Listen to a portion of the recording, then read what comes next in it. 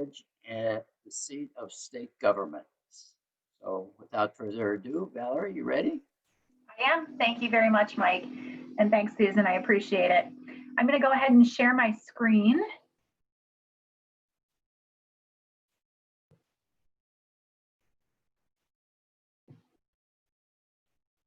All right. So last week, we spent our time together talking about a group of women who I have come to think of as capital women. So these were women who worked as a part of state government, starting in our second Capitol building, which we used from 1848 to 1878, and moving really into the 1940s and 50s, as we talked about some of the first women to serve in the legislature. Some of the names you heard last week are going to come back up again this week because, not surprisingly, a lot of these women were part of the larger reform movement in the late 19th and early 20th century. Now, we tend to think of this reform movement in general in terms of the women's suffrage movement. But the truth of the matter is, suffrage was one of many reforms that women were advocating for in their state capitol buildings throughout much of the 19th and early 20th centuries. In fact, one could argue that this work still goes on today. There are plenty of women who come to lobby on specific bills or who serve as state employees inside the building or even legislators and our governor who have a direct impact on the policy that is shaped and formed every single day. So there may be a couple nods back to things we talked about last week, but we will be hopefully further expanding our understanding of what these women were doing and how we still continue to this day to reap the benefits of their actions and their advocacy. Of course, the title of this class, A Woman's Place is Under the Dome, as I think I mentioned last week, is a nod to the old expression, a woman's place is in the home, which is something that I grew up hearing from my grandmother, who was born in 1911, who had very strict ideas about gender roles in her head. And I suspect those ideas about gender roles came in part from her parents and her grandparents, who were born in the 19th century.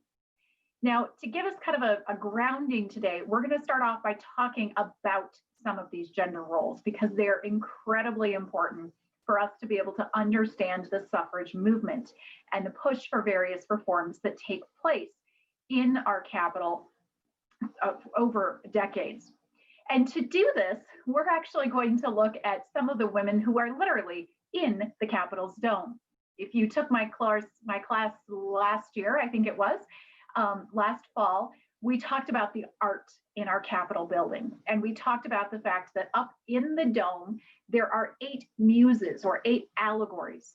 These women are, of course, not real people. They're not the wives of governors, as some school children used to ask.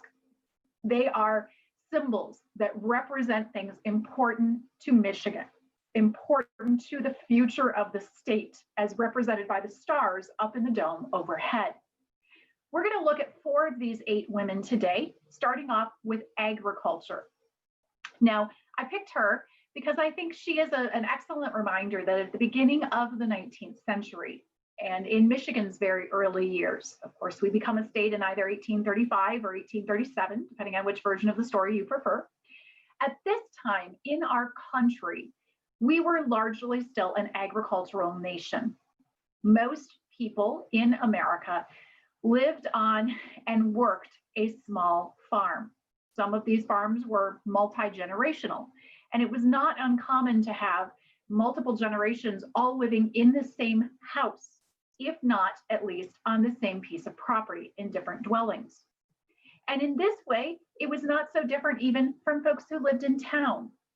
Many of America's small cities, villages, towns, even into our big cities at this point in time, were home to tradesmen, craftsmen, who would often work and live in the same building. This, of course, continues for decades. I have a good friend who, growing up well into the 20th century, lived above her father's grocery store down in Adrian. The point of all of this is that for many of us, for most of us in America, and certainly in Michigan as well, we lived and worked together. There was not a separation between work and home. Now, of course, the irony is that I'm giving this talk today from my home office.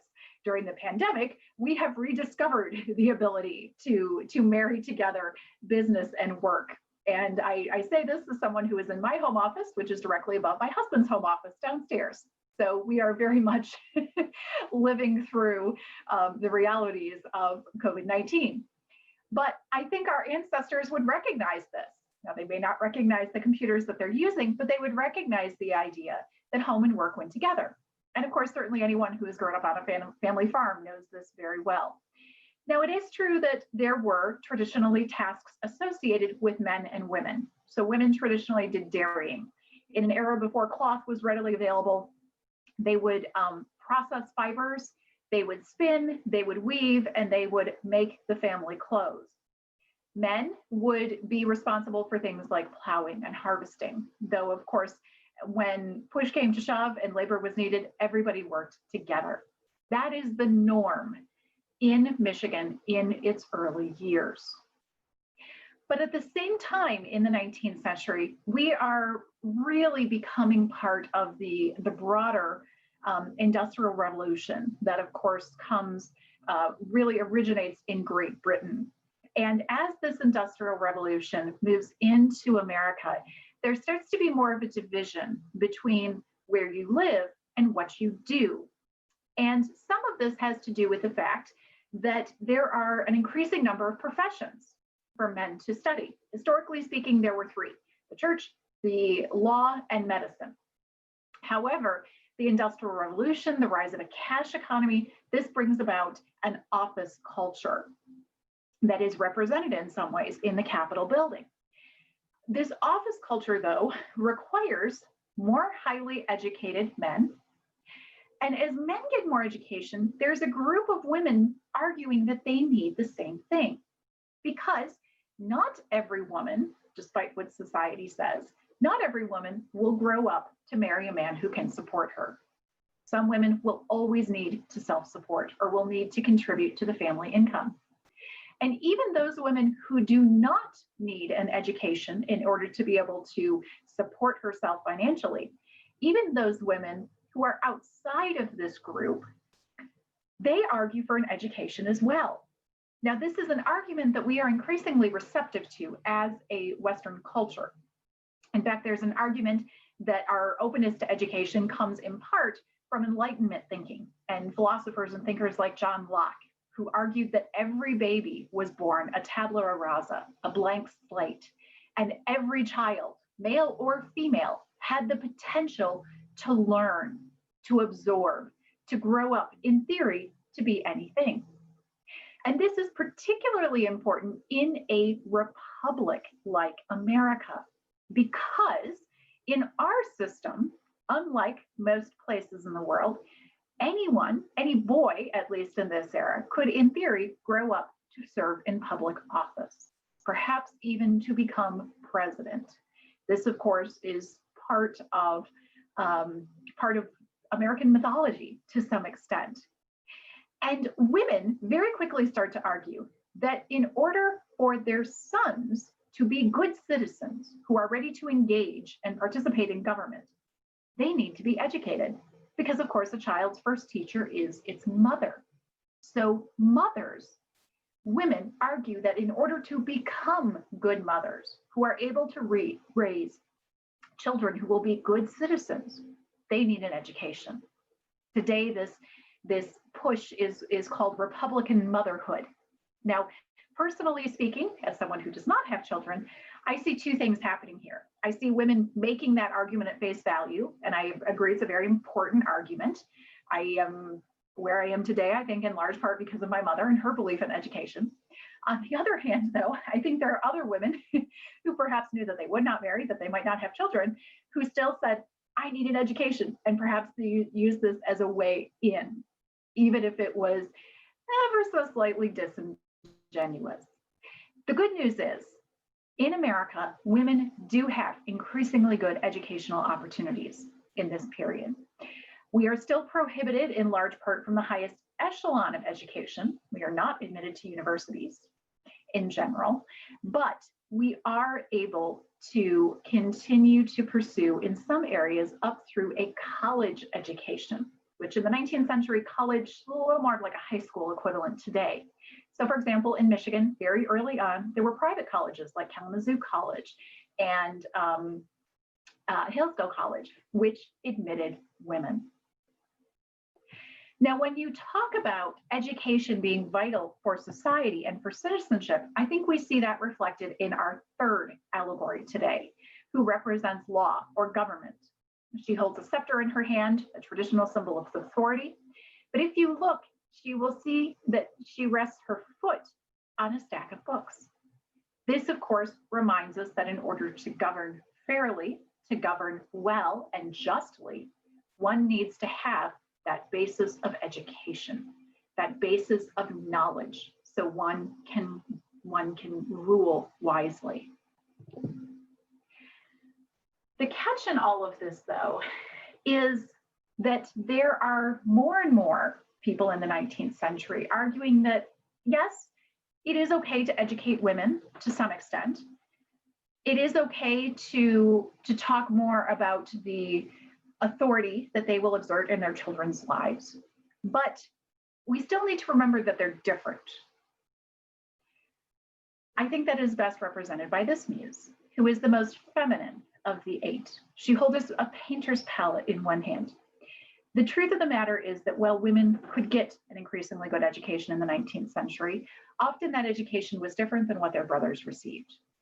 Instead of studying natural history, instead of studying math, bookkeeping, Latin, Greek, if they were bound ideally for a university, they were encouraged to study things that were part intellectual, but also tended very much so to the end of learning having to do with accomplishments. So beautiful needlework, painting, watercolors, in some cases sculpting, certainly music. So learning to play the piano, learning to play an instrument, learning to develop one's voice. And is this a part of education? Yes. But is it also an attempt to make a woman pleasing, able to entertain her husband and her children, and able to serve as a refined hostess? Absolutely. And it speaks to the fact that throughout the 19th century, there was an increasing push towards separate spheres for men and women. Separate spheres that put men out in the public. By the post-Civil War period, more and more men are getting up in the morning, having breakfast, and leaving the house to go to work, be it in a factory, be it in an office, be it in a business. Whereas more and more women are only at home. And thus we have a woman's places in the home. This develops into, at its most extreme end, the Victorian angel of the house, this sort of quasi-domestic goddess who is mother, who is wife, who is sacrificial, who lives to care for her family and to care for her home. And this idea, this separation of spheres, made something like suffrage incredibly radical. You know, I went to the doctor's last week for my physical. Not a big deal, just routine sort of maintenance, if you will. And I was talking to my doctor. She was asking what I'd been working on lately. So I was actually telling her about this project. And she was born and raised in India. She's lived in the US since she was in college. And we were talking about suffrage, and she said, why did it take so long? Why in America did it take so long for women to get the vote? I said, well, I used to think the same thing and ask the same question. But I said, as I've studied, I've learned more and more that of all the reforms women were asking for in the 19th century, and we'll talk about several today, in some ways, suffrage was considered the most radical because voting implied that women had a voice in the public sphere. Voting was not something one did at home. Voting was something one did in public. And of course, there is an implication that when one can vote, one can also run for office. And this was something that was incomprehensible to most 19th century Americans. When we talk about the push for suffrage, in Michigan specifically, we have to go back to the very early days of statehood. Now, when we look at who got to vote when and where, that story for us goes back to our days as part of the Northwest Territory. When the Northwest Territory was carved out of what is today the Midwest, there were certain conditions and rules set for those living within territorial laws. And under the language that created the Northwest Territory, you had to be 21, white, male, and own at least 50 acres of property in order to be able to vote.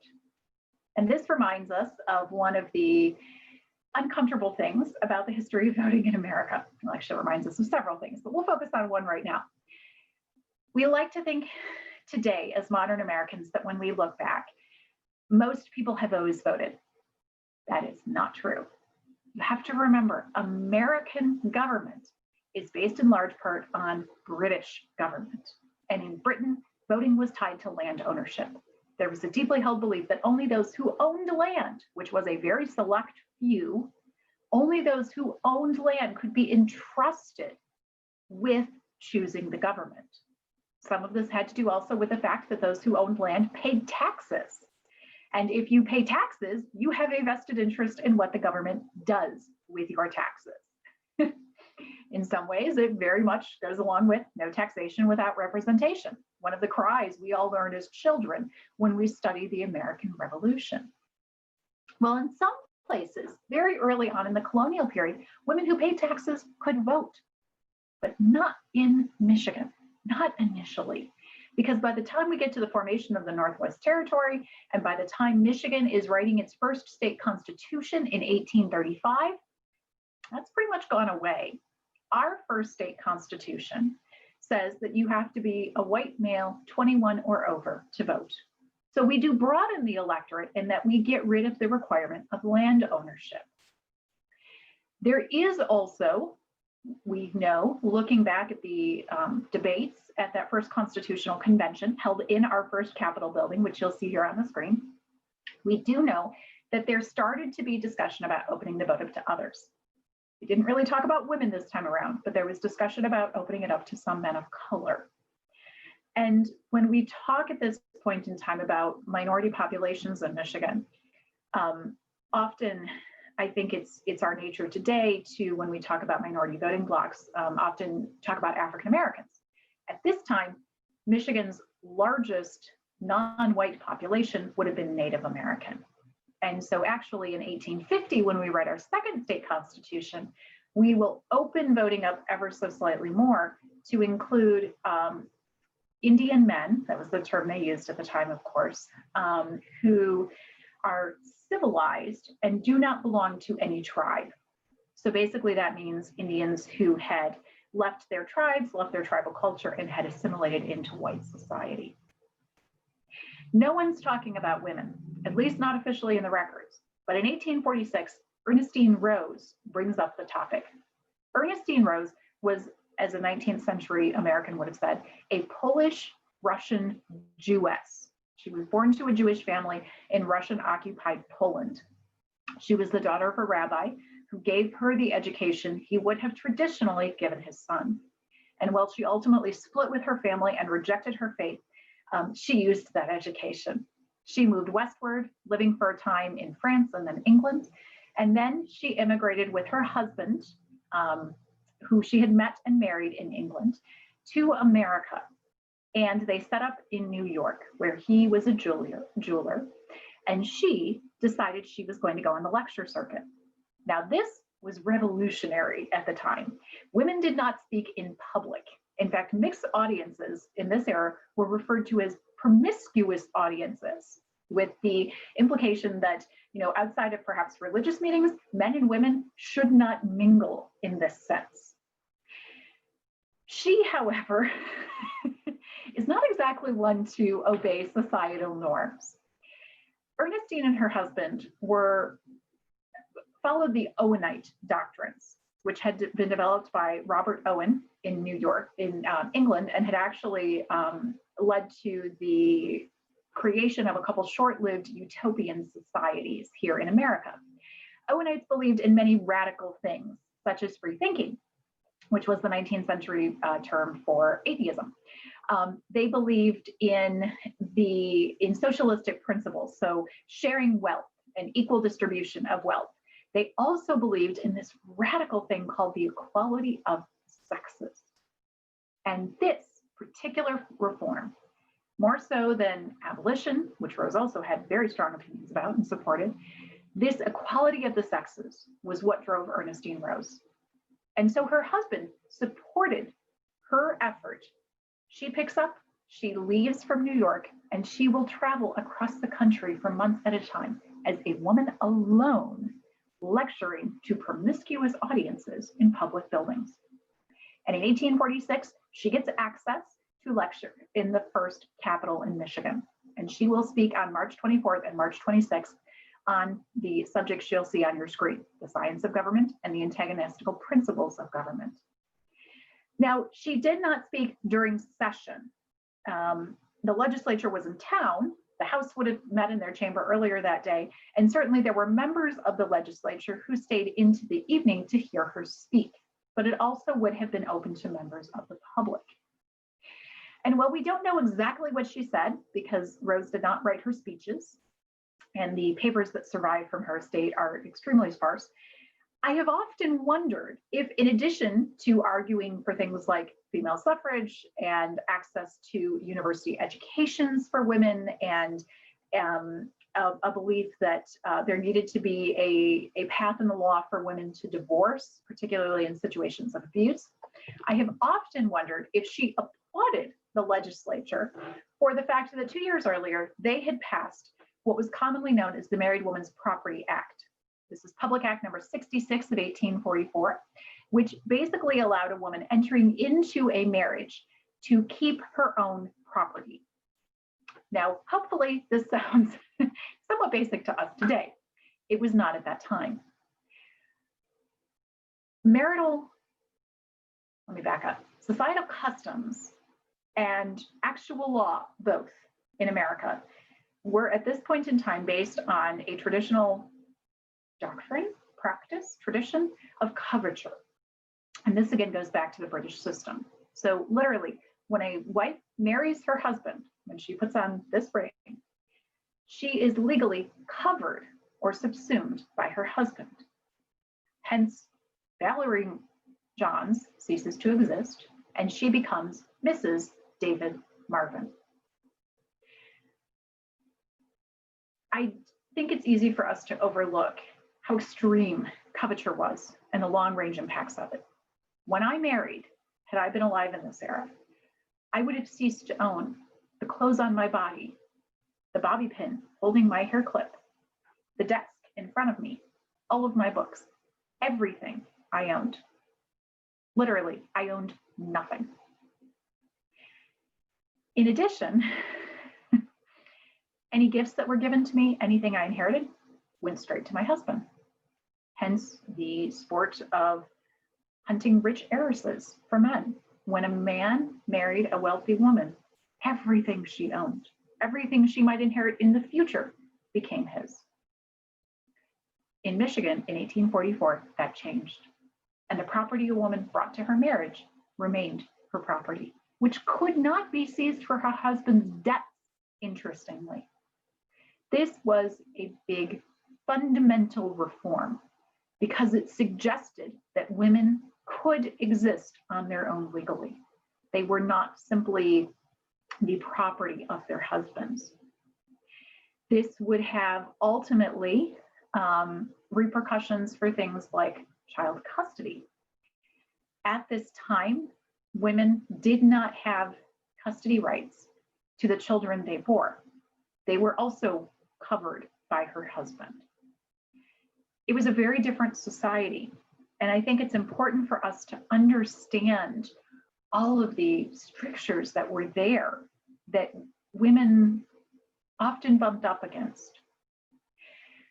Now, within a few years, by the time we write that 1850 Constitution that I mentioned a couple minutes ago, we are in our second capital. This building, of course, opens in 1848. And in this building, you see an increasing push coming from two directions. One push comes through petitions. At this time, it was very, very common for citizens who advocated for a particular reform to put together a petition, sign it, and give it to their legislature. We know about these petitions because the legislators would then introduce the petition during session. Now, most petitions then sit on a desk and gather dust. Some petitions will ultimately be referred to committees, and in some cases, legislative committees will draft legislation for a reform based on that. They are not obligated to, however. So, as I said, most sit there and die. You see an increasing number of women's names on these petitions from this era. And in some cases, rare, but some cases, you actually see women coming with the petitions to the Capitol to lobby themselves. One of those women, who I suspect was probably there multiple times over the years as her schedule allowed, was Lucinda Hinsdale Stone. Lucinda and her husband, James, led Kalamazoo College. Her husband was the president in the 1850s and 60s. And Lucinda, as his wife, runs the women's department. That's just how it is. And Lucinda, who herself was from Vermont and she was the youngest in a large family who had always loved studying with her brothers, who excelled in school, who was heartbroken when she realized she could not go to a university in Vermont because none would accept her as a woman. She decided that she was going to try to right this wrong when she could. So years later, as she is teaching and graduating young women from her college course in Kalamazoo, she becomes, along with James, very involved in a movement to open the university to women. Now, when I say the university, I mean the university down in Ann Arbor. That was the only university Michigan was home to for many years. Hence, it is the University of Michigan. Now, there was nothing in writing that forbid the university from opening up to women. However, the Board of Regents, who ruled the university, were not interested. And so women were shut out for decades. But Lucinda and James and many others started to push not only the regents, but also the legislature. Whether or not the regents always appreciated their relationship with the legislature, they had to have one because, of course, it is a publicly funded university. And when one holds the purse strings, one can sometimes make demands or suggestions, shall we say. And finally, after lobbying both the university and the legislature, the Stones were part of a group that convinced them to open up the school. In fact, the legislature passed an extremely strongly worded resolution telling the regents to get their act in gear and admit women on March 31st of 1869. We know that from looking back at the journals. On that same day, Harriet Tenney, who we talked about last week, becomes the new state librarian. She becomes the first woman appointed to a position for a state officer. I do not think this is a coincidence. Clearly, this legislature was willing to entertain new ideas about women. By 1870, the first woman in Michigan would be enrolled at the university. Her name was Madeline Stockwell. She had been one of Mrs. Stone's students. In fact, it was Mrs. Stone who sort of, gave her the boost to apply. And Madeline did so well for herself on her entrance exams, she was able to qualify as a sophomore going in because she had been well prepared by the Stones. And Madeline would be the first of many women who ultimately would study at the university. Lucinda, though, was not the only woman who was pushing for other reforms. The Stones also, in 1870, became a part of the first organized statewide suffrage movement. This is the Michigan State Women's Suffrage Association, MSWSA. This group is formed in response to the excitement and hope that the amendments making their way through the federal government in the post-Civil War period, so I'm talking specifically about the 14th and 15th Amendments, that these amendments might be understood to include women.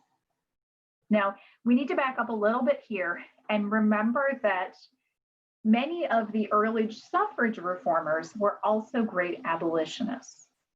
There were men and women, Black and white, who advocated for these two things together. One of the most famous was Frederick Douglass. And women played an important role in the Civil War. In fact, many women began to argue that the North might not have won the war without their support, without the fact that women were sending food to the troops, they were nursing the troops. They were not able to enlist officially, though some did in disguise. They were in many cases not paid anything for their contributions, but women sacrificed a great deal to support their soldiers and to support the Union cause. And there was a hope that in this moment of post-war reforming, they, along with African-American men and women, would get the right to vote. Ultimately, of course, that does not happen. So as the writing becomes apparent on the wall, there is a growing push in territories and states to bring in suffrage on their own. We can't do it as a nation, we can do it state by state. Of course, Wyoming and Utah will become the first two territories. But there was talk in Michigan in the early 1870s that we might be the first state. And at the center of that talk and that movement was Emma Dell Hazlitt, who was from Hillsdale. She was very active in reform movements, and she, like Ernestine Rose, was not afraid to speak in front of promiscuous audiences. In fact, she very quickly, in 1874, when the legislature passes a resolution to put a suffrage vote on the ballot that would expand suffrage to women, she is asked by Mesa to basically hit the lecture circuit. And she will spend the next several months traveling across Michigan. Now, what does this have to do with the Capitol? Well, this suffrage association met for big annual conventions at the Capitol building because people like Lucinda and James Stone already knew a very important lesson. If you want to get attention, if you want to bring your cause to the legislature, you need to put it under their noses. And that's what they did. In 1871 and 1874, both the Michigan State Women's Suffrage Association met for conventions in that second Capitol building. Some of their evening programs were attended by legislators who heard women like Susan B. Anthony and Elizabeth Cady Stanton and Emma Dell Hazlitt speak. In fact, it was at the 1874 convention, as they are preparing to launch a statewide campaign, which that's a big operation today. I can't imagine doing it then. She is given a watch. This watch had been the property of Mrs. Pendle of Battle Creek, who had offered it as a donation to raise funds for the suffrage cause. And it's very quickly decided that instead of selling it or cashing it in for its value in gold, that Adele Hazlitt will take it across the state and will use it as a fundraising tool. She will basically auction the watch each place she goes. This has been done with a bag of flour in California. Ultimately, this group will put up a good fight.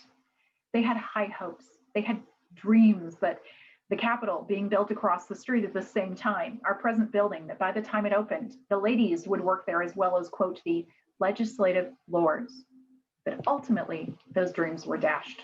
And in November of 1874, an amendment to change the 1850 Constitution to allow women to vote in Michigan failed, almost 4-1. But the Pendle watch, of course, survived.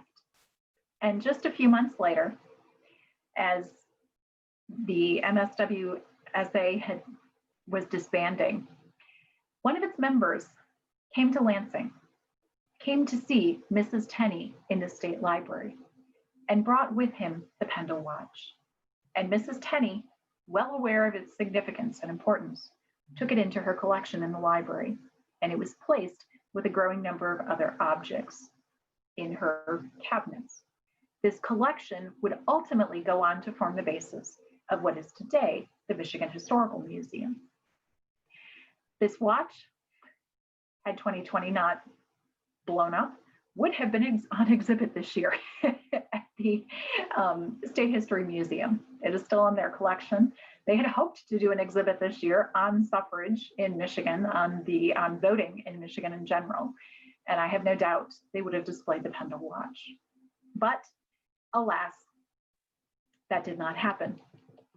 The Pendle watch did move, of course, with Mrs. Tenney into the new Capitol. And as we talked about last week, when this Capitol opened, not only was Mrs. Tenney working in it, but there were another 36 plus other women there as well.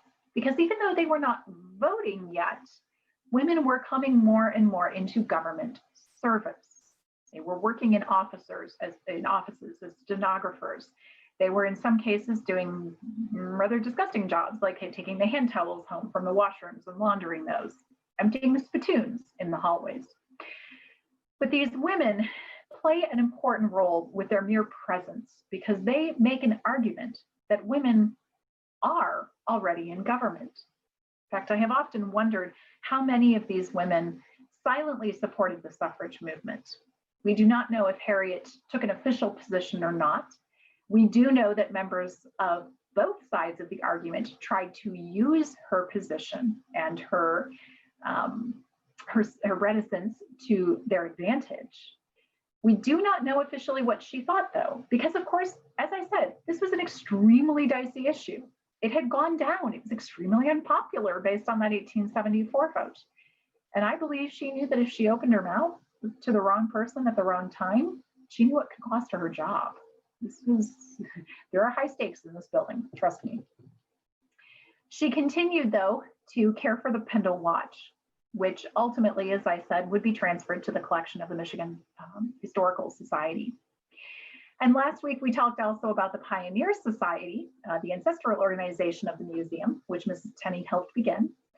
Interestingly, the Pioneer Society moves into rooms up on a 4th floor of the Capitol in the East Wing shortly after it opens. And it is here, a few years later, that the next version of the Michigan suffrage movement, this is called the Michigan Equal Suffrage Association. You'll hear me refer to them today as MESA, M-E-S-A. It is in the Pioneer Society rooms that the ladies and gentlemen of MESA begin to come together once again in the 1880s for conventions. In fact, you will see here on this image, this is a program from the convention in 1887. The original is in the Rare Book Room at the Library of Michigan. Normally, these conventions were multi-day events. During the day, the women would meet upstairs on the 4th floor in the Pioneer Society rooms. And then in the evenings, they would move downstairs to the House Chamber. And we will talk about the women they heard lecture and some of their comments in just a moment. But right now, I'd like to pause for a second and ask if there are any questions at this point. I do not see anything in the chat, so if anyone has a question or would like to make a comment, please unmute themselves. Valerie, do you have any feeling of why the right for the married women to keep their property, why that bill would have been put forth and approved at such an early date? I was quite surprised to hear that. Yes, it is unusual, and many people have asked this question, including a legal scholar who actually wrote an article on it a few years ago. There are a couple theories, although I don't know if I can say, yes, that's it 100% on either. I think part of it perhaps had to do with the fact that there was concern about women's property being seized for their husbands' deaths. You have to remember, this is only a few years after a large panic in America that really affected places like Michigan in 1836, 1837. Some of this had to do with wildcat banking. And so there's one school of thought. Michigan was one of 3 states actually who passed married women's property acts around this time. There's one school of thought that this was in part a way to help families from losing quite literally everything. even if a man's property was seized to pay his debts, the wife might have something left to take care of the children, for example. I also think it's important to consider the fact that Michigan was a pretty, this is a loaded word these days, but I'll use it anyway, was a pretty progressive place for the era. A lot of early Michigan settlers were transplants that had they were originally Yankees, and then they had spent a generation or so in New York, often upstate. And they brought a lot of pretty unconventional ideas with them. Michigan was, unlike states to the south, like Ohio and Indiana, Michigan was a pretty fierce abolitionist state from early on. Michigan had some pretty unusual ideas about things like capital punishment, which we passed a ban on in the 1840s. So I think some of it was just the fact that we had some unusual legislators, quite frankly, who were comfortable thinking outside of traditional legal boxes. I have yet to determine, though, if there was one person who was really behind this and how controversial it was. It passed with a pretty decent margin in the legislature. Are there any others?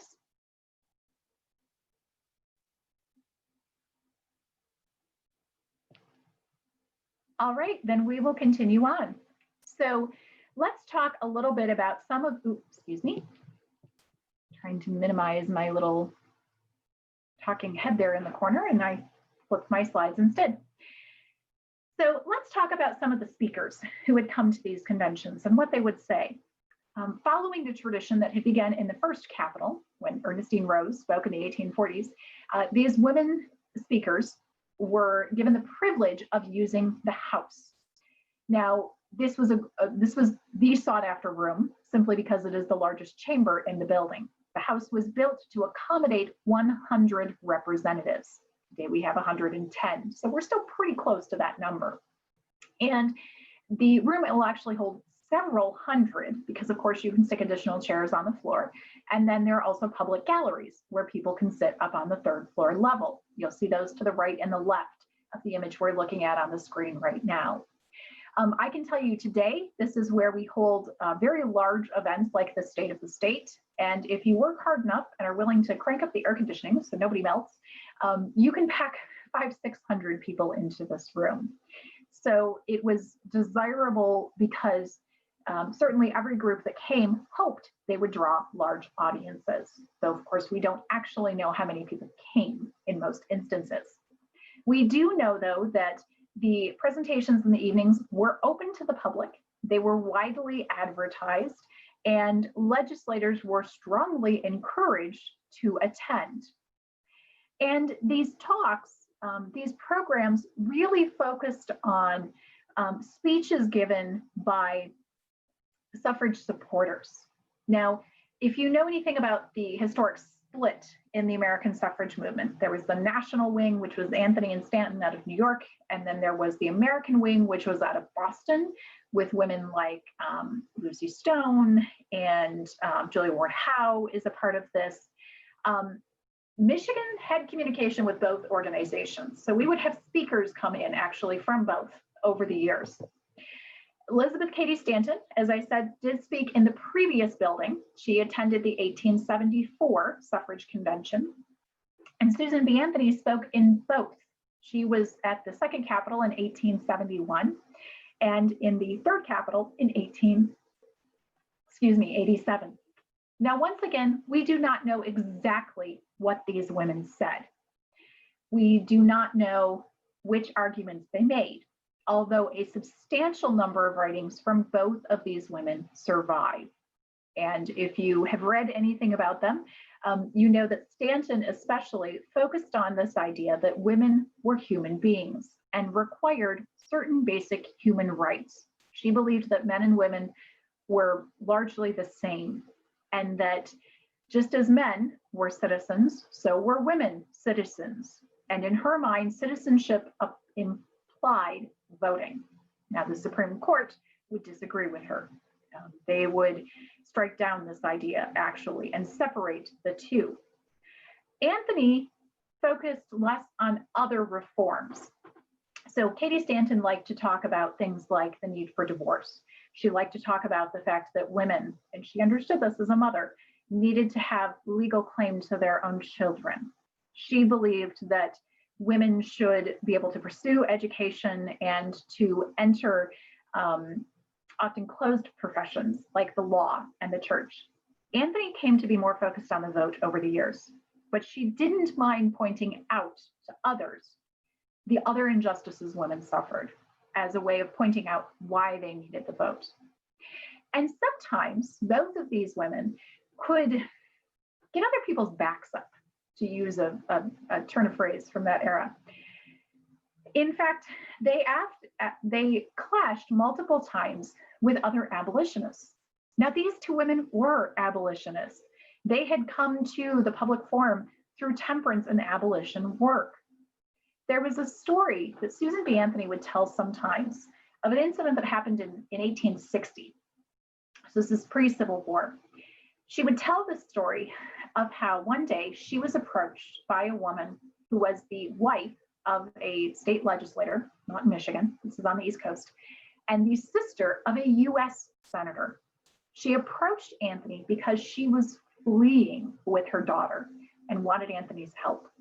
The backstory was this woman, Mrs. Phelps, had confronted her husband several years before when she found out that he was carrying on a series of affairs. And he knocked her down the stairs and continued to both physically and verbally abuse her when she would not silence her accusations.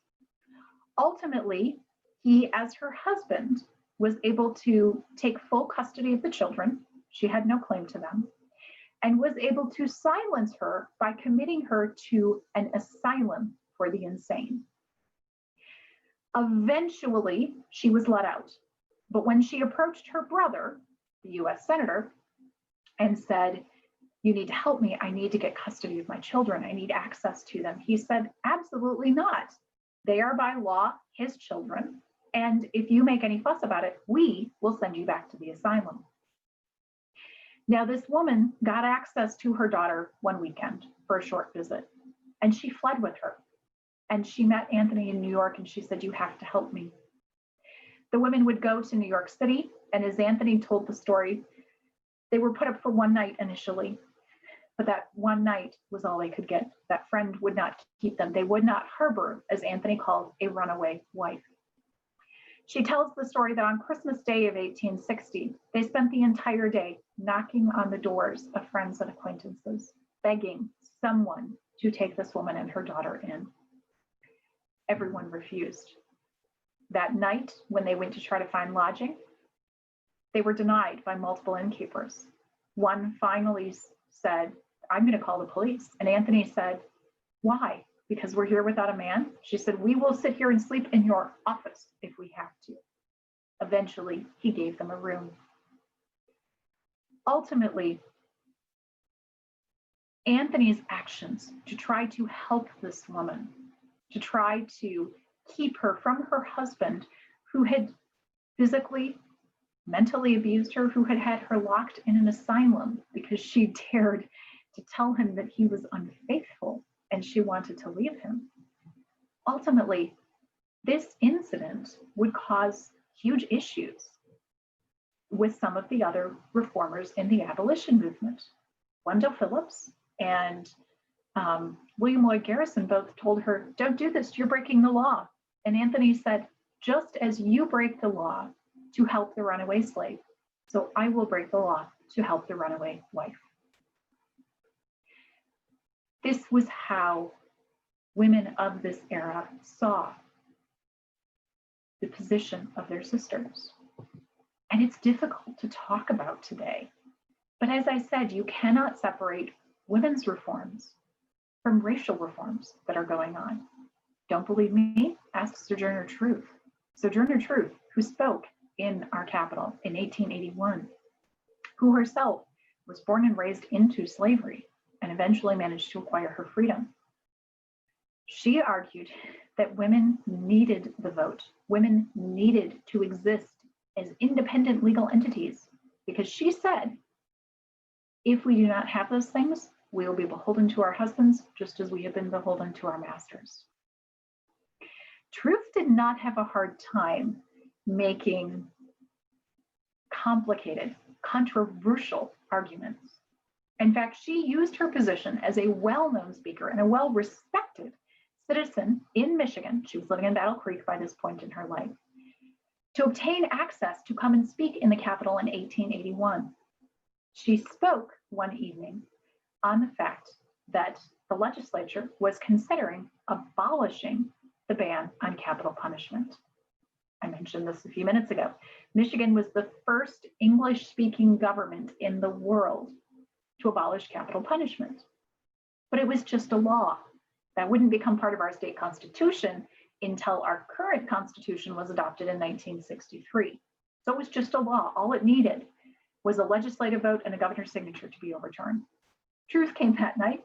She stepped up on the rostrum and she said, I am here to talk to you about something that horrifies me more than slavery. She said, I have heard that you were going to start hanging people again in this state.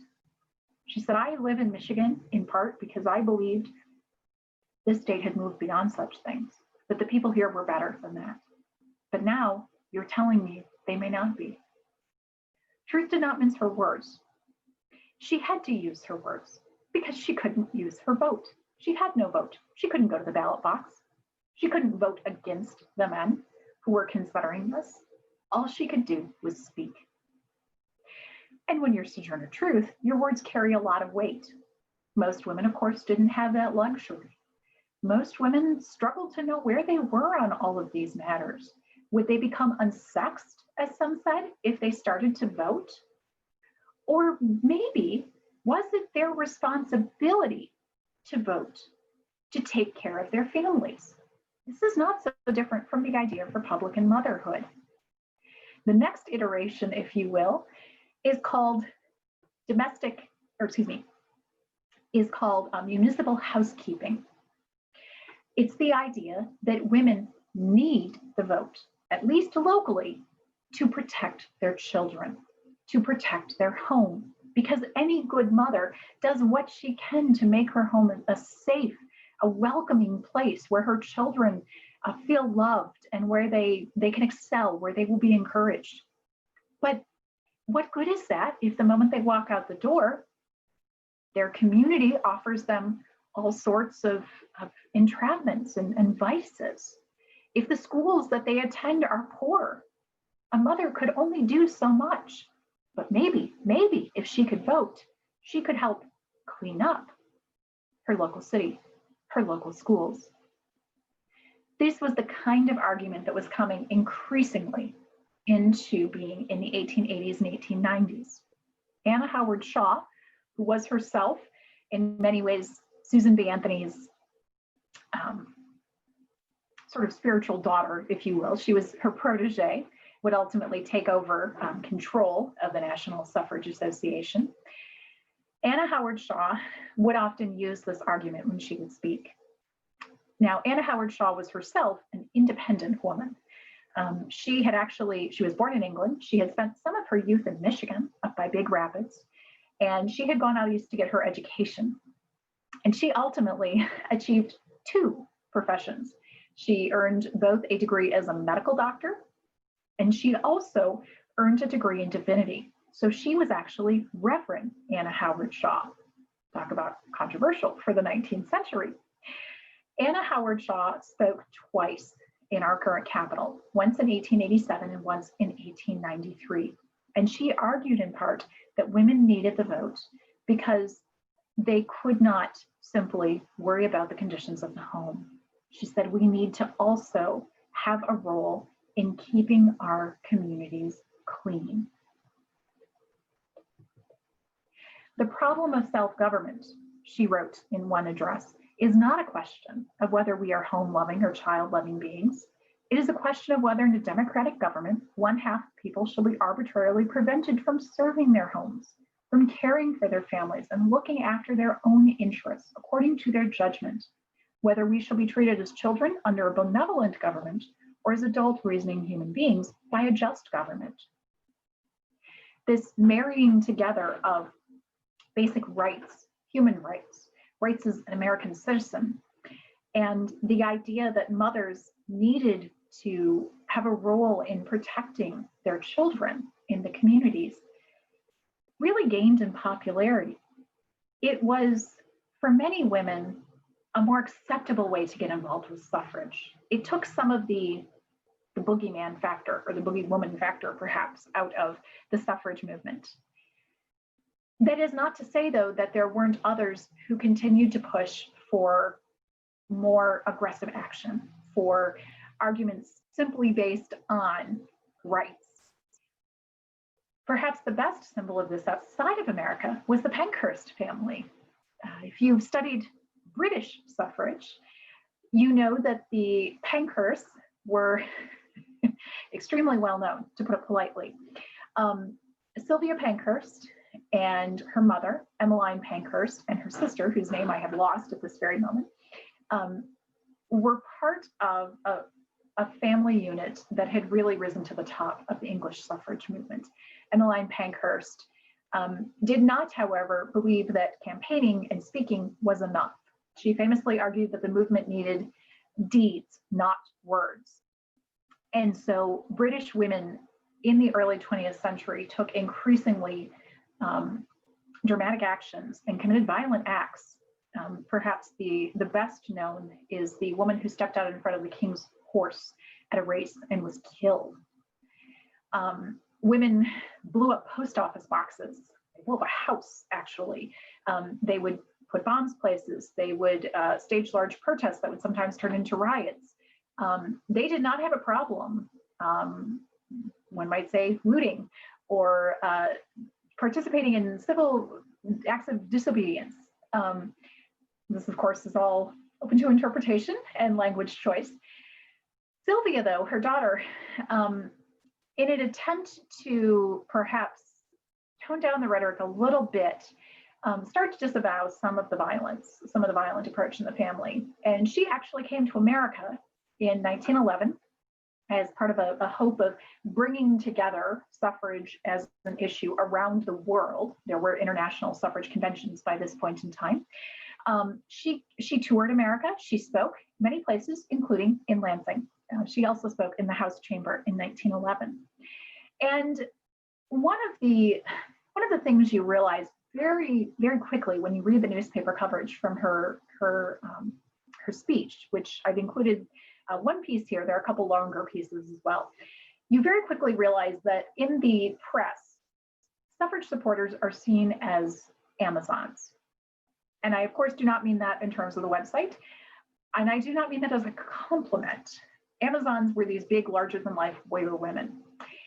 And they were pretty scary. And they were not feminine by Edwardian standards. And it's so interesting to me how she is discussed in the press. Miss Sylvia Pankhurst of London, the noted English suffragette, who has been jailed on numerous occasions, spoke before the members of the legislature Friday afternoon and was given the respectful attention of the members present and a large number of women in the gallery. A call of the House prevented the legislators from escaping, even had they desired to get away. But insomuch as the address was really interesting and delivered in an excellent manner, it was well worth hearing. All of the men employees in the Capitol building were excused from work for an hour in order that they might hear Miss Pankhurst. Now let me translate something in here for you. A call of the House means that the House sergeants literally locked the doors and prevented members from leaving. So the implication here is that every man in the Capitol was shoved into the House chamber, the doors were locked, and they had to listen to her, though most, of course, clearly did not want to, is the subtext. In the newspaper coverage the next day, they talk about how she's rational. She offers sound arguments. She does not shout. She speaks in a very even voice. Oh my goodness, can you imagine? And then the writer closes it by saying, oh, it's too bad she wasn't here a few months before because maybe she could have convinced the legislature to pass a reform. And you can hear all of these Michigan suffrage supporters grinding their teeth in the background because the truth was they had been doing the same thing for decades. Now, they didn't have the star power of Miss Pankhurst, but they had been making rational arguments for decades, and yet they had been ignored. Ultimately, though, I'm being disingenuous if I don't talk about the fact that there were some victories along the way in this period. The 1880s, 1890s is often the doldrums in the suffrage movement, but there were a couple glimmers of hope in Michigan. First of all, in 1881, the legislature did pass an act that gave some women the ability to vote in school elections. So again, this is that idea of municipal housekeeping. Women who are increasingly working as teachers, who are mothers mostly, these women can be entrusted with voting for school board positions. In 1893, after several failed attempts where it passed the House and not the Senate, the legislature passed this bill, Public Act number 138, an act to secure to women citizens who are otherwise qualified the right to vote in school, village, and city elections. This bill gave women the right to vote in municipal elections as well. This was a big deal. In fact, it is said that Susan B. Anthony, who was actually in Chicago for the Columbian Exposition with some other ladies from Michigan, upon hearing the news, dashed off a telegram to Governor Rich telling him this was the ultimate act of his political career. He would be lauded through this throughout history. However, the whole thing soon comes crashing to the ground. There are some who do not believe that this is actually constitutional under the Constitution of 1850. So they asked the Supreme Court for a mandamus ruling. And in October of 1893, as this paper put it, women must weep. The Supreme Court has ruined their political aspirations. The Supreme Court, in their mandamus ruling, said that this law was not permissible under the state constitution because it created a new class of voters, and they did not have that power under Michigan law. What is very uncomfortable about this law, though, when you actually take time to read it, is the fact that it didn't really give all women the right to vote in municipal elections. Now, I will start this by saying that by this point in time, there were certainly people of color who were voting in Michigan. Of course, Black men in general received the right to vote through the 15th Amendment to the US Constitution. That being said, there were plenty of states who quickly put lots of laws and rules on the books that we often refer to as Jim Crow laws or grandfather clauses that prohibited Black men from voting in many places, particularly in the South. However, some background information here, in 1892, the first Black man was elected to the Michigan legislature. He came from Detroit. His name was William Webb Ferguson, and he was the first of several people of color who would serve in the late 19th and early 20th centuries. So I will give Michigan a thumbs up for that. However, if you read this law, you soon realize that not all women were necessarily going to be able to vote. Section 1, the people of the state of Michigan enact that in all school, village, and city elections hereafter held in this state, women who are able to read the Constitution of the state of Michigan, printed in the English language, shall be allowed to vote for all school, village, and city officers. What does that say about our relationship with immigrants, with people who do not speak or read English fluently, people who have been deprived of a good education in their youth?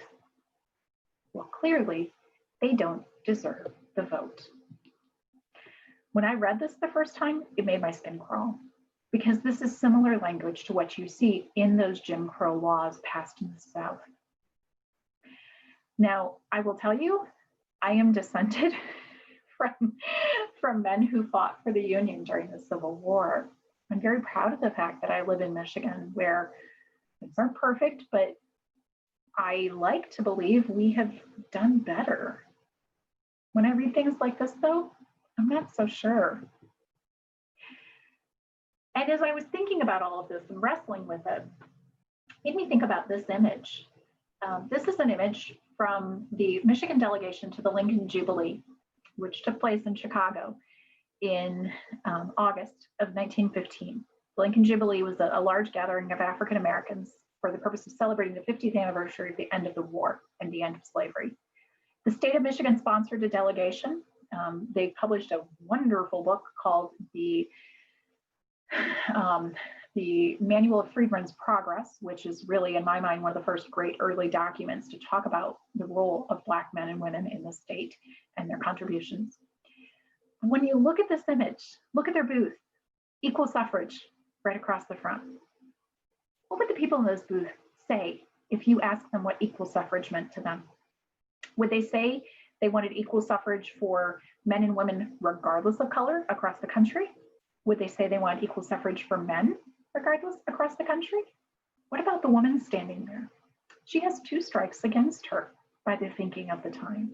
Now in Michigan, if she was a man, she could have voted, but she was a woman. She couldn't. And once that law is struck down, we can't just change the law now through the legislature. We have to go through the Constitution. That's hard. And really, the next time there's an attempt that gets some real movement behind it isn't until 1907 and 1908, when Michigan has another constitutional convention, which takes place in our 3rd Capitol building. Our first 3 constitutions were written in our first 3 capitals. As part of this, in 1908, in January, after the delegates in general had met, in the evenings, they would break and go into committees. And just like the legislature breaks into committees to deal with bills of a particular topic, so they would deal with proposed sections to the Constitution on a particular topic. And the committee that was dealing with elections and associated affairs met in January of 1908 and invited a group of suffrage supporters to come in. And they came, women representing hundreds of thousands of Michigan suffrage supporters came, representing groups as diverse as the Maccabees, the Detroit Garment Workers Association, the Michigan Women's Press Association, the Grange, the Michigan Association of Women's Clubs.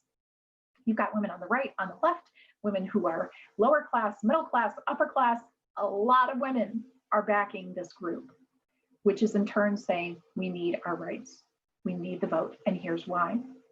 Catherine Wall McCullough was one of the national leaders who spoke and kind of summed everything up. And she said to her, the best argument for including women in this 1908 Constitution was because the world had changed. She said 58 years ago, when you passed the Constitution of 1850, when you adopted it, there were no women preachers or bookkeepers, or there were few women school teachers. Women did not work in offices. Women were not doctors. But now women are doing many, many different things in life. She said the men of those days would not recognize the women of today. 58 years of constitutional humiliation has been sufficient to make intelligent women appreciate being now placed by you on a legal and political equality with men, she stated. The committee that night passed language that supported women's suffrage.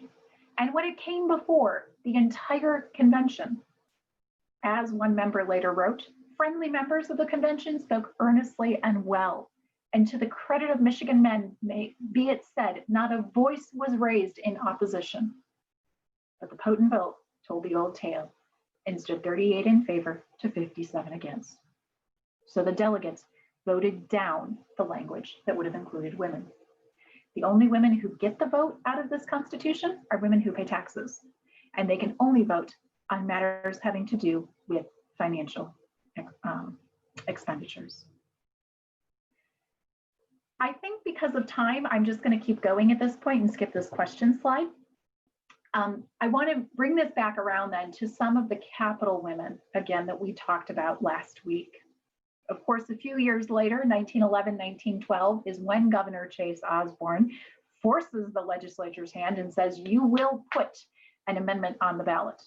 You will do this. And of course, we believe he was inspired, perhaps in part, by his previous support for women, including Mary Hedrick, who was working then in the governor's office.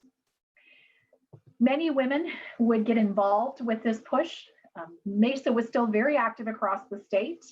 And there were women who served in the leadership of Mesa who were also involved in the national suffrage movement.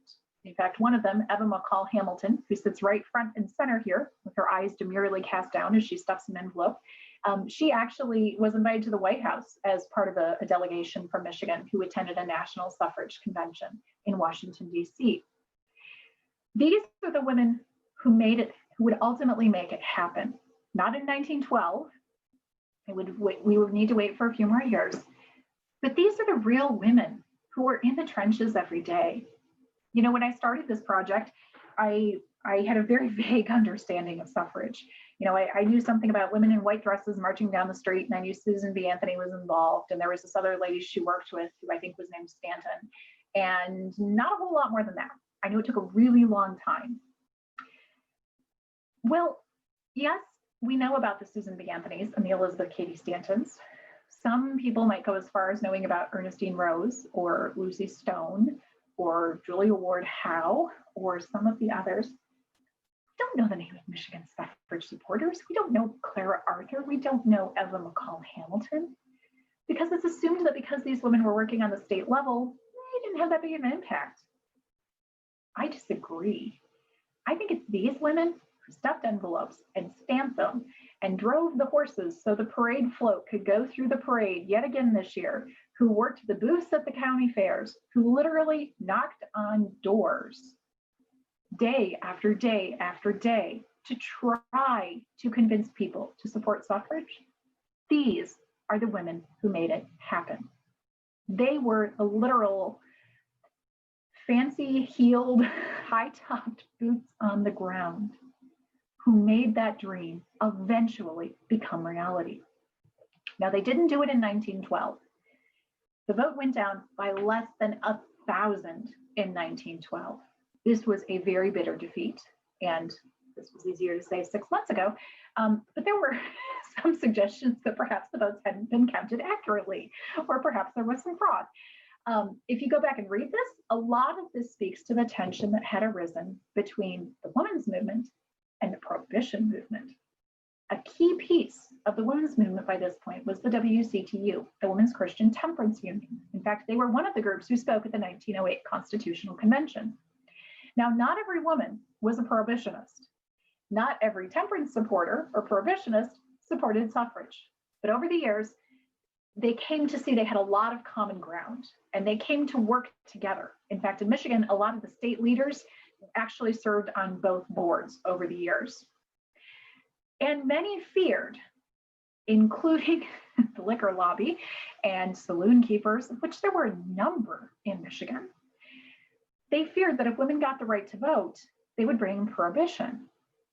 And so when there were questions about the legitimacy of that 1912 vote, a lot of those questions had to do with districts where there was a really, really strong saloon keepers association. Ultimately, though, things get sort of upended in 1916 when the men of Michigan, not the women, the men vote for prohibition. So Michigan goes dry as a state before the US will go dry as a country. Before that, counties could go dry. This is the front page of the Detroit Free Press. Hughes, Sleeper, and Prohibition lead in Michigan. This is the day after the November election in 1916. If you don't know who Hughes is, that's okay, I didn't either. Charles Hughes was a candidate for the presidency, and early returns showed that he was in the lead. Ultimately, though, Wilson would win in 1916. And after that 1916 prohibition vote, the legislature suddenly was willing to move on suffrage.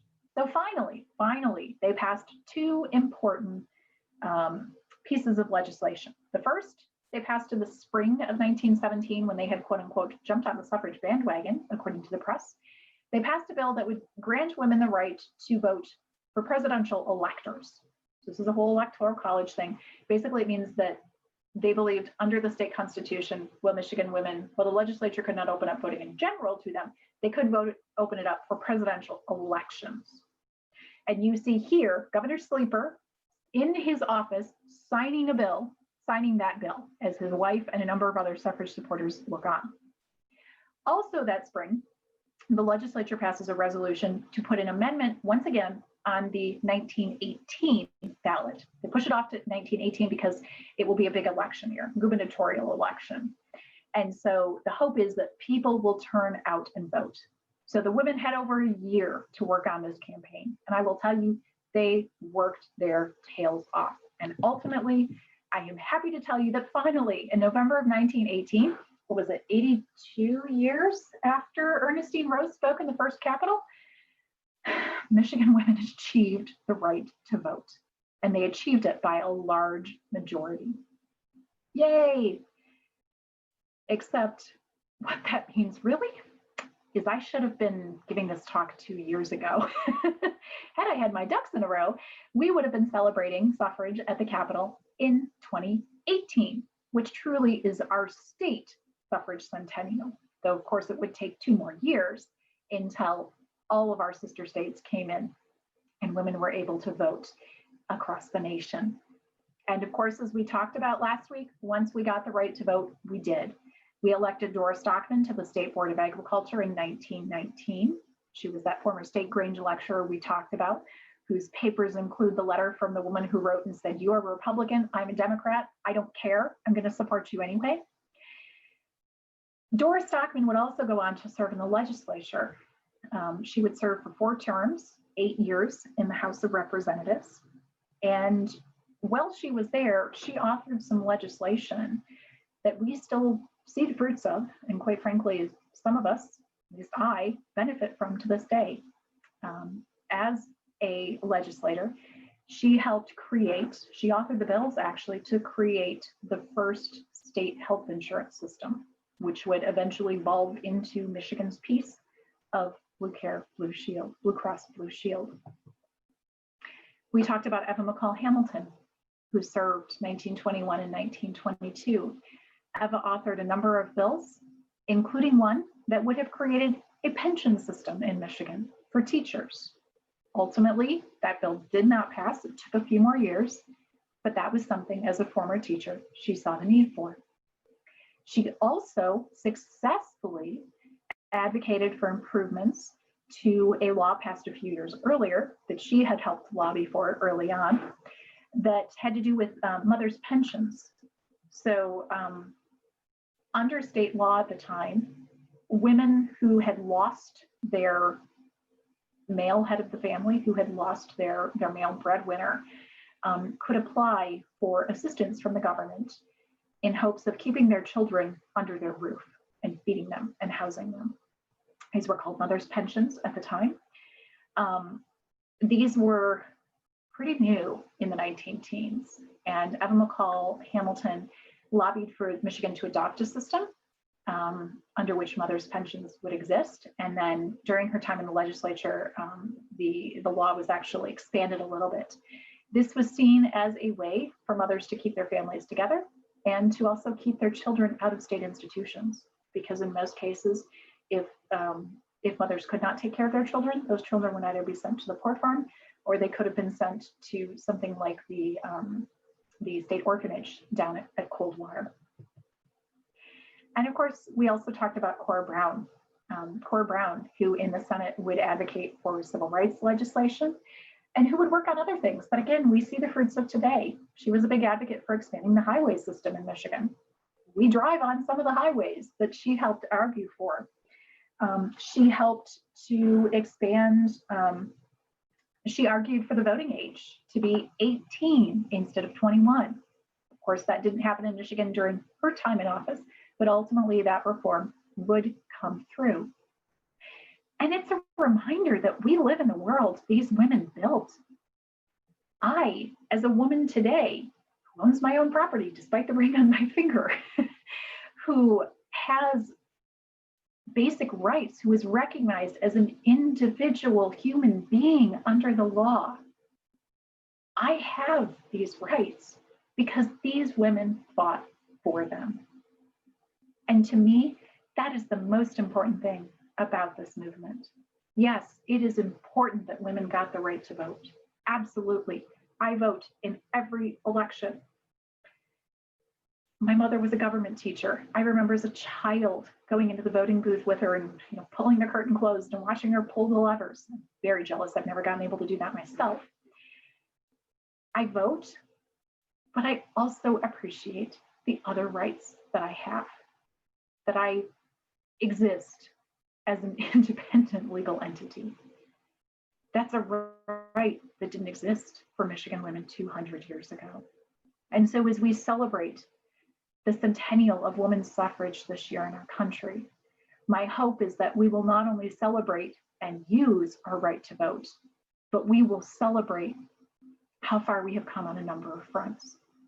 And we will think about the dozens, the hundreds, the thousands of often unknown, unnamed Michigan women who did what it took day after day, year after year, decade after decade to make those reforms and those rights possible. Thank you very much. I would be happy to answer any questions at this point. We only have a few minutes left. I'm also going to put in a very quick pitch. If you are interested in looking at some of the original documents that we used to pull this information together, the Library of Michigan worked with me to put together a timeline of the women's suffrage movement. This approaches the issue at a more detailed level than what we did today. It also gives you individual citations in case any of you want to actually go look up the primary resources for what we talked about. You can just Google Library of Michigan, women's suffrage, and this should pop up as your first option. I would also encourage you, if you're looking for a research project at home, there are a lot of cities that have brought together groups that have researched this on the local level. Sometimes women had local rights to run for school board, for example, before they necessarily had blanket rights across the state. You do see women serving on the school board in places like Grand Rapids at the turn of the century.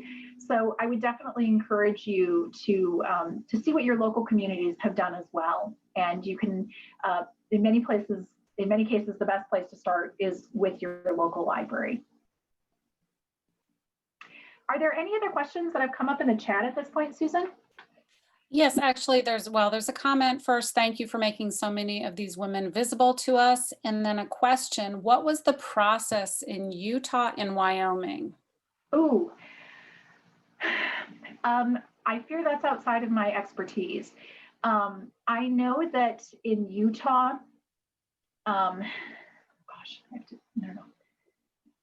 was in Wyoming a couple of years ago. I had one of those, I get goosebumps moments when I was in the House chamber, which I realized was where they had their constitutional convention, where they actually became the first state in the nation to pass women's voting rights, which was pretty cool. In both cases, they had the territorial laws first that gave women the right to vote, and territories did have legislatures, so it was a legislative thing.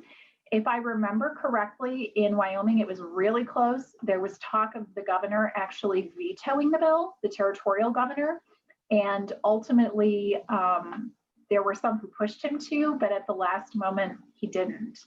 But it was really tight. It wasn't like these things were a foregone conclusion, even where they happened. Sometimes we're talking 1 or 2 votes. I can't speak much more than that, though.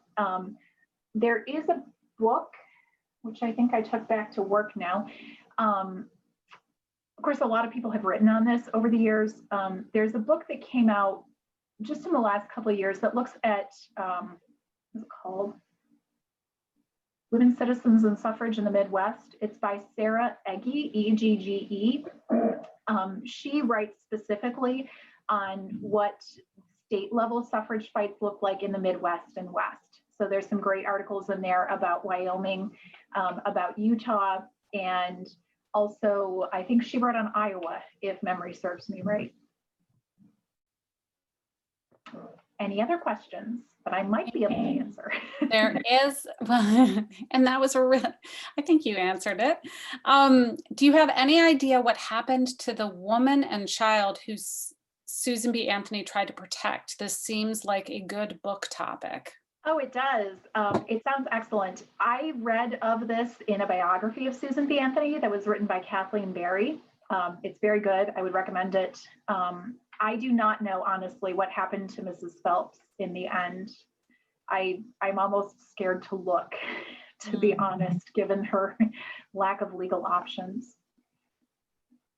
Thank you. I think it speaks, though, to an important truth. We often read these 19th century novels and you sort of, laugh at the woman in the attic sort of thing. But women could literally be locked up just because they disagree with their male guardians. Mm-hmm.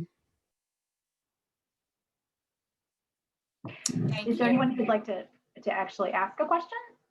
Yeah, go ahead and unmute yourself if you, I don't see anything else in the chat, and we do have a few minutes left.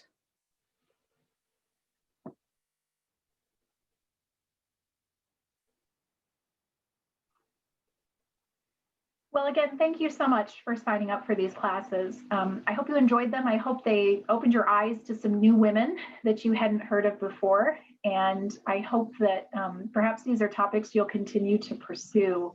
You know, to me, the best thing that can come out of something like this is somebody saying, hey, I want to know more. And if you do, there are some books I would be happy to recommend. I didn't think to put together a reading list in advance, but Susan has my contact information. Mike has my contact information. If any of you would like some titles on this, or would like me to maybe point you in the direction of some other resources, I would be more than happy to. It's been a lot of fun for me and very interesting to put this material together in the last couple of years. So thank you so much for having me yet again for another class. Thank you for joining me. And I hope everyone stays safe and has a wonderful holiday season. Thank you so much, Valerie, on behalf of everybody at HASP. We just appreciate your contribution so much, and best of luck with everything moving forward in Lansing and your good work there. Thank you. Yeah, thank you. Okay, everyone, have a great afternoon. If you have any questions, you can email me at timmer.hope